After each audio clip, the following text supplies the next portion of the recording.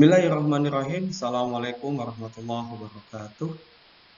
Masih bersama saya Abdurrahman Saleh, Sarjana Hukum Islam.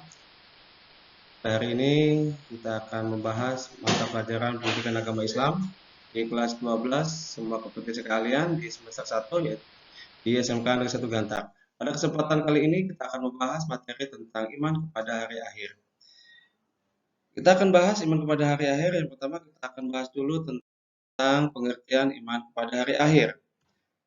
Hari akhir menurut bahasa disebut juga sebagai hari pembalasan. Dan ini tertuang dalam Quran surat Al-Fatihah ayat 4. Begitu juga di dalam Al-Quran dijelaskan hari akhir, hari kiamat, yaitu hari penegakan hukum Allah Subhanahu wa Ta'ala yang seadil-adilnya.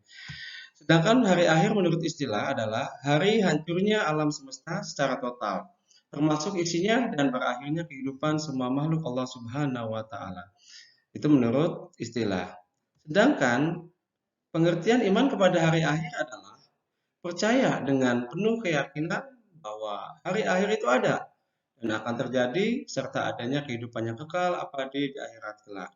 Artinya, iman kepada hari akhir adalah meyakini dengan sepenuh hati bahwasanya benar hari akhir itu ada dan benar suatu saat nanti alam semesta ini akan hancur. Semua makhluk hidup akan mati dan alam semesta ini akan dihancurkan oleh Allah Subhanahu wa Ta'ala. Itu pengertian iman kepada hari akhir. Selanjutnya, hari kiamat menurut Al-Quran itu dibagi menjadi dua. Yang pertama adalah kiamat sugro atau kiamat kecil, yaitu datangnya kematian atau kerusakan yang menimpa setiap manusia yang bersifat lokal dan individu. Contohnya adalah kematian seseorang, kemudian gempa bumi, tsunami, dan lain sebagainya. Itu eh, contoh daripada kiamat sugro. Kemudian yang kedua adalah kiamat kubro, yaitu kiamat yaitu peristiwa berakhirnya kehidupan manusia dan hancur leburnya alam semesta secara total dan serentak. Dan inilah yang dinamakan dengan kiamat, ya hari akhir yang nanti di mana seluruh alam semesta ini akan hancur, semuanya makhluk hidup akan mati dan tidak ada kehidupan di dunia lagi. Ini namanya kiamat kubur atau kiamat besar menurut aku. Nah, kita akan melangkah kepada periodisasi hari akhir.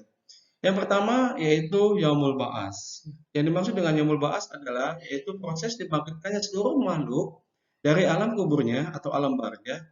Peristiwa ini terjadi setelah hancur dan musnahnya alam semesta termasuk manusia. Nah, ketika sudah dihancurkan oleh Allah dalam peristiwa hari kiamat, Allah Subhanahu wa taala setelah semuanya mati semua total rata dengan tanah dan lain sebagainya, maka Allah Subhanahu wa taala kembali membangkitkan seluruh makhluk hidup ciptaan Allah baik dari zamannya Nabi Adam sampai tadi terakhir hari kiamat. Semuanya akan dibangkitkan oleh Allah Subhanahu wa taala dari alam kuburnya dalam peristiwa Yaumul Ba'as. Kemudian setelah dibangkitkan oleh Allah Subhanahu wa taala, maka akan masuk ke periode selanjutnya yaitu Yaumul Mahsyar. Yaumul Mahsyar yaitu adalah proses berkumpulnya manusia setelah dibangkitkan dari kuburnya. Lalu seluruh manusia dikumpulkan menuju sebuah tempat yang luas yaitu padang mahsyar. Nah, setelah tadi dibangkitkan oleh Allah Subhanahu wa taala, semua makhluk ciptaan Allah semuanya akan dikumpulkan oleh Allah di suatu padang yang namanya padang mahsyar. Nah, padang mahsyar inilah tempat di mana seluruh makhluk ciptaan Allah dikumpulkan oleh Allah Subhanahu wa taala dan padang ini adalah padang yang sangat luas berbeda dengan padang-padang yang ada di dunia.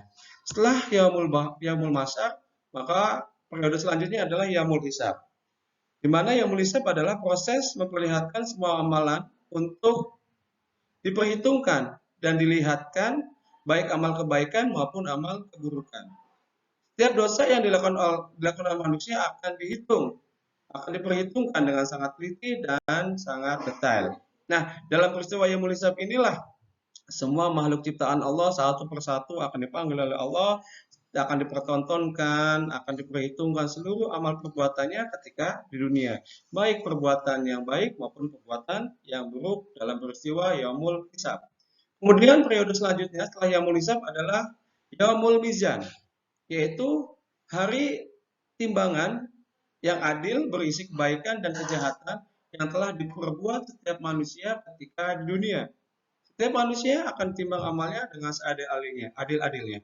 Nah, dalam peristiwa yang memijat inilah Allah Subhanahu wa taala setelah tadi di yaumul hisab ditimbang, dipertontonkan, diperhitungkan amal perbuatannya, maka pada yaumul mizan inilah akan ditimbang ya, amal kebaikan manusia ketika amal perbuatan manusia ketika di dunia ya. Baik itu perbuatan kebaikan maupun perbuatan kejahatan yang dilakukan oleh manusia dan akan ditimbang oleh Allah Subhanahu wa taala dengan seadil-adilnya pada peristiwa Yaumul Mizan. Kemudian setelah Yaumul Mizan, periode selanjutnya adalah Yaumul Zaja. Ini adalah periode yang terakhir yaitu hari pembalasan atas segala amal manusia ketika hidup di dunia. Semua manusia akan menerima balasan sesuai dengan amalannya. Seseorang yang beramal baik dan mendapatkan maka akan mendapatkan balasan yang baik pula, yaitu surga. Sedangkan manusia yang beramal buruk juga akan mendapatkan balasan yang buruk pula, yaitu neraka. Dalam peristiwa yang Jajah inilah manusia akan mendapatkan balasannya oleh Allah Subhanahu wa taala. Ketika lebih berat timbangan amal kebaikannya, maka Allah Subhanahu wa taala sudah menyiapkan tempat yang istimewa untuk dia, yaitu surga. Sebaliknya, bagi mereka yang amal keburukannya lebih berat, maka Allah juga sudah menyiapkan tempat yang sangat buruk, yaitu neraka. Itu adalah balasan bagi mereka, bagi perbuatan manusia ketika di dunia dalam peristiwa Yaumul Jajah. Hadirin yang berbahagia, untuk selanjutnya kita masuk ke tanda-tanda datangnya hari akhir. Setiap kegiatan, setiap peristiwa pasti akan dimunculkan dulu tanda-tandanya. Begitu juga tanda-tanda datangnya hari akhir. Tanda-tanda datangnya hari akhir dibagi menjadi dua, yaitu yang pertama tanda-tanda kecil datangnya hari akhir. Ciri-cirinya adalah yang pertama, hamba sahaya dikawini oleh tuannya. Ini banyak sekali terjadi di dunia, hamba sahaya atau istilah sekarangnya pembantu dikawini dan nikahi oleh tuannya. Yang kedua, perzinahan terjadi di mana-mana. Ini juga sudah terjadi hampir setiap hari, perzinahan merajalela dan terjadi di mana-mana. Yang ketiga, minuman keras beredar di mana-mana dan merajalela di kalangan masyarakat dan ini memang sudah terjadi. Kemudian yang keempat, cirinya adalah gempa bumi dan tsunami terjadi di mana-mana. Ini gempa bumi dan tsunami di beberapa daerah, beberapa wilayah sudah terjadi dan ini adalah merupakan tanda kecil datangnya hari akhir. Kemudian yang kelima, fitnah merajalela. Yang keenam, pembunuhan terjadi setiap hari. Bahkan kita melihat dan mendengar di tayangan televisi atau di radio atau di media cetak koran, setiap hari banyak terjadi pembunuhan. Dan ini adalah merupakan tanda-tanda kecil datangnya hari akhir. Kemudian yang ketujuh, banyak orang yang bunuh diri. Ya, kita lihat ada beberapa juga di media televisi, media cetak dan lain sebagainya. Banyak kasus-kasus yang orang menyalahi takdir, yaitu dengan cara bunuh diri. Kemudian yang kedelapan, jumlah kaum perempuan jauh lebih banyak dari kaum laki-laki dan ini memang data statistik di data statistik sosial memang sekarang kaum perempuan lebih banyak dibandingkan kaum laki-laki. Perbandingannya adalah 5:1 dan kalau sudah seperti ini maka kategorinya adalah tanda-tanda kecil datangnya hari akhir. Kemudian yang kesembilan, ilmu agama sudah tidak dianggap penting lagi. Ya. Dari kesembilan tanda-tanda kecil ini saya pikir sudah datang semua, sudah ada semua, hampir semuanya terjadi dan kita lihat di masyarakat ada semua, artinya terpenuhi semua tanda-tanda kecil, ya artinya sebentar lagi hari akhir akan datang kalau menurut saya. Namun kita lihat tanda-tanda besar datangnya hari akhir. Ini adalah patokan kita untuk meyakini ciri-ciri datangnya hari akhir. Tanda yang pertama adalah matahari terbit dari arah barat dan terbenam di ufuk timur. Alhamdulillah sementara ini matahari masih terbitnya di timur, ya di timur. Alhamdulillah. Tapi suatu saat nanti kalau misalnya kita melihat matahari terbit dari arah barat dan terbenam di ufuk timur, maka itu adalah tanda-tanda atau ciri-ciri datangnya hari akhir. Siap-siap.